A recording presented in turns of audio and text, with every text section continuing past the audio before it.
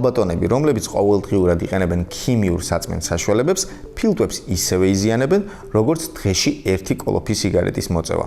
შედეგები აჩვენა ნორვეგიის ბერგენის უნივერსიტეტის ხელმძღვანელობით ჩატარებულმა 20 წლიანმა კვლევამ, რომელშიც 6235 ადამიანი იღებდა მონაწილეობას. რა თქმა უნდა, უმეტესად ქალბატონები.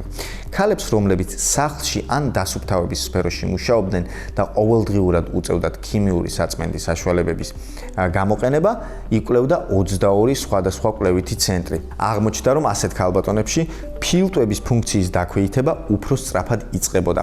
პოტენციურად ეზრდებოდათ სასუნთქ სისტემის ფუნქციონირების დაქვეითება, ასთმის და რესპირატორული დაავადებებისადმი რისკი. საწმენდ საშუალებებში არსებული ქიმიური აგენტები აღიზიანებს სასუნთქ გზებს, რაც იწვევს სუნთქვის ხანგრძლივ გართულებას, ფილტვების ძირითადი მაჩვენებლების დაქვეითებას.